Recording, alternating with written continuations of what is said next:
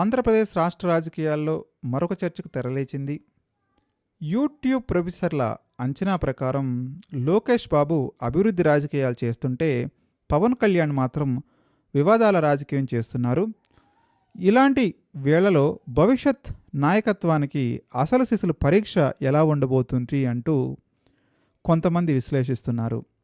ఆంధ్రప్రదేశ్ రాష్ట్ర రాజకీయాల్లో ఇప్పుడు రెండు పూర్తిగా భిన్నమైనటువంటి చిత్రాలు కనిపిస్తున్నాయి. ఒకవైపు దక్షిణ కొరియాలో పెట్టుబడుల కోసం పర్యటిస్తున్న మంత్రి నారా లోకేష్ కొత్త పరిశ్రమలు, డేటా సెంటర్లు, క్వాంటమ్ వ్యాలీ, ఉద్యోగాలు, టెక్నాలజీ, అభివృద్ధి ఇవి ఆయన చుట్టూ తిరుగుతున్నటువంటి అంశాలు. మరొక వైపు డిప్యూటీ ముఖ్యమంత్రి పవన్ కళ్యాణ్ చుట్టూ మాత్రం ప్రశ్నారావణ వివాదం, యూఏపీఐ చర్చ, రాజకీయ విమర్శలు, ప్రతిస్పందనలు, సోషల్ మీడియా వార్ ఇవే ఎక్కువగా కనిపిస్తున్నాయి. ఇది కేవలం యాదృచ్ఛికమా లేక రాజకీయ ఇమేజ్ను డ్యామేజ్ చేసే నిర్ణయించేటువంటి కీలక దశలో ఉన్నాయా? 2029 తర్వాత ఆంధ్రప్రదేశ్ రాష్ట్ర రాజకీయాల్లో ప్రధానంగా కనిపించబోయే ముగ్గురు నాయకులు జగన్మోహన్ రెడ్డి, పవన్ కళ్యాణ్, లోకేష్. ఈ ముగ్గురి మధ్య పోలికలు ఇప్పటి నుంచి మొదలయ్యాయా? ఈరోజు ఈ అంశాన్ని పూర్తిగా విశ్లేషించే ప్రయత్నం చేద్దాం. వీడియోని చివరి వరకు చూడడానికి ప్రయత్నించండి. మర్చిపోకుండా లైక్ చేయండి, షేర్ చేయండి, సబ్స్క్రైబ్ చేయండి. రాజకీయాలు, పాలన, ఎకానమీ, జియోపాలిటిక్స్ ఇలాంటి లోతైన విశ్లేషణల కోసం మా ఛానల్ని సబ్స్క్రైబ్ చేయడం మాత్రం మర్చిపోవద్దు. చాలామంది అడుగుతున్నారు, లోకేష్ కొరియాలో ఉన్నారు, అక్కడ పెట్టుబడులు తీసుకురావడానికి వరుస సమావేశాలు నిర్వహిస్తున్నారు, పెద్ద కంపెనీలతో చర్చలు చేస్తున్నారు, టెక్నాలజీ పార్కులకు వెళ్తున్నారు, ఉద్యోగ అవకాశాలు సాధించే పనిలో ఉన్నారు, విదేశీ పెట్టుబడులు ఇవన్నీ కూడా ఇప్పుడు వార్తల్లో ఉన్నాయి. అదే సమయంలో ఏపీలో రాజకీయ చర్చ మొత్తం పవన్ కళ్యాణ్, ప్రశ్నారావణ్, విమర్శలు, కేసులు, యూఏపీఏ ప్రతిస్పందనల చుట్టూ పరిభ్రమిస్తుంది. అందుకే చాలామంది ఈ రెండు చిత్రాలను విచిత్రంగా పోల్చడం ప్రారంభించడం జరుగుతుంది.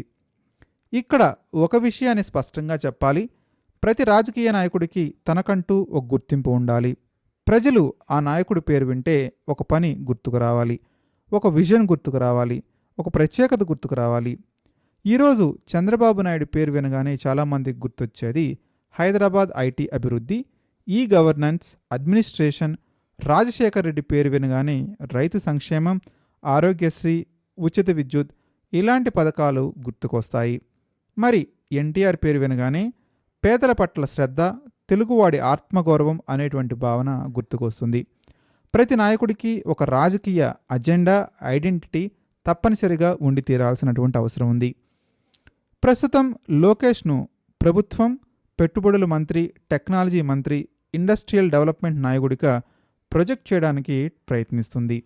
విదేశీ పర్యటనలు, పెద్ద కంపెనీలతో ఒప్పందాలు, ఉద్యోగాల ప్రకటనలు ఇవి ఆయన ఇమేజ్ను బలపరుస్తున్నటువంటి అంశాలు. రేపు లోకేష్ పేరు వినగానే ఇన్వెస్ట్మెంట్లు, టెక్నాలజీ, ఇండస్ట్రీస్ అనే భావన రావాలనేటువంటి ప్రయత్నం కనిపిస్తుంది. మరి పవన్ కళ్యాణ్ రాజకీయాల్లోకి వచ్చినప్పటి నుంచి ప్రజా సమస్యలపై స్పందించే నాయకుడిగా, అన్యాయం జరిగితే ప్రశ్నించే నాయకుడిగా, ఆవేశంగా మాట్లాడే నాయకుడిగా ఒక ప్రత్యేక గుర్తింపును సంపాదించారు. ఆ తర్వాత వైసీపీ వ్యతిరేక కూటమి ఏర్పాటులో కీలక పాత్ర పోషించే నాయకుడిగా కూడా నిలిచారు. కానీ ఇప్పుడు ఆయన డిప్యూటీ ముఖ్యమంత్రి, అంటే ప్రతిపక్ష నాయకుడి పాత్ర నుంచి పాలకుడి పాత్రలోకి రావడం జరిగింది. ఇక్కడే ప్రజల అంచనాలు మారిపోయాయి. ప్రజలు ఇప్పుడు అడిగేది ఒక్కటే, పవన్ కళ్యాణ్ వల్ల ఏ శాఖలో మార్పు వచ్చింది, ఏ సంస్కరణ జరిగింది, ఏ కొత్త విధానం అమలైంది, ఏ సమస్యకు శాశ్వత పరిష్కారం లభించింది. ఇలాంటి ప్రశ్నలకు సమాధానమే ఒక పాలనా నాయకుడి అసలు గుర్తింపు నిర్ణయిస్తుంది.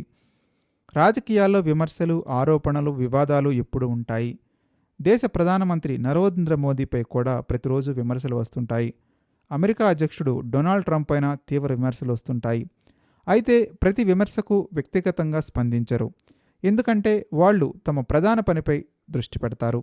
ఇదే చాలామంది రాజకీయ విశ్లేషకులు కూడా చెబుతున్నటువంటి అంశం.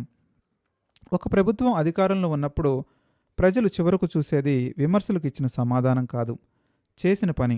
రోడ్లు వచ్చాయా, ఉద్యోగాలు వచ్చాయా, పెట్టుబడులు వచ్చాయా, వ్యవస్థ మారిందా, జీవితాల్లో మార్పు వచ్చిందా, ఇదే ప్రజల తుది తీర్పు నిర్ణయిస్తుంది. చాలామంది రాజకీయ పరిశీలకుల అభిప్రాయం ఏంటంటే 2029 తర్వాత ఆంధ్రప్రదేశ్ రాజకీయాల్లో ప్రధానంగా కనిపించే నాయకులు జగన్, పవన్ కళ్యాణ్, లోకేష్ కాబట్టి ఈ ముగ్గురి మధ్య పోలికలు సహజంగానే వస్తాయి. ఎవరి ఇమేజ్ ఏ అంశం చుట్టూ నిర్మాణం అవుతుందనేది భవిష్యత్ రాజకీయాల్లో కీలకంగా మారేటువంటి అవకాశం ఉంది. ఒక నాయకుడి బలం అతను ఎదుర్కొన్న వివాదాల్లో కాదు, అతను సృష్టించిన మార్పులో స్పష్టంగా ఉంటుంది. ఒక నాయకుడి గుర్తింపు అతను చేసిన రాజకీయ వ్యాఖ్యల్లో కాదు, అతను సాధించిన ఫలితాల్లో ఉంటుంది. అందుకే పాలనలో ఉన్న ప్రతి నాయకుడికి తనకంటూ ఒక స్పష్టమైన పాలనా ఐడెంటిటీ ఎంతో అవసరం. మొత్తానికి ఆంధ్రప్రదేశ్ రాజకీయాల్లో ప్రస్తుతం 2 భిన్నమైనటువంటి దృశ్యాలు కనిపిస్తున్నాయి.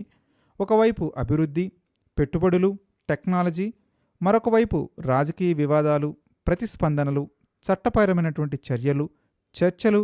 భవిష్యత్తులో ప్రజలు ఏ అంశాన్ని ఎక్కువగా గుర్తుంచుకుంటారు అంటే అభివృద్ధినా లేక వివాదాన్నా? దానికి కాలం మాత్రమే సమాధానం చెప్తుంది. ఈ అంశంపై మీ అభిప్రాయం ఏంటి? డిప్యూటీ సీఎం పవన్ కళ్యాణ్ ఇప్పుడు ఎక్కువగా పాలనపై దృష్టి పెట్టాలా, లేక రాజకీయ విమర్శకులకు అదే స్థాయిలో స్పందించడం అవసరమా? మీ అభిప్రాయాన్ని కామెంట్ రూపంలో తెలియజేయండి. వీడియో నచ్చితే లైక్ చేయండి, షేర్ చేయండి. ఇలాంటి లోతైన రాజకీయ విశ్లేషణల కోసం మా ఛానల్ని సబ్స్క్రైబ్ చేయడం మాత్రం మర్చిపోవద్దు.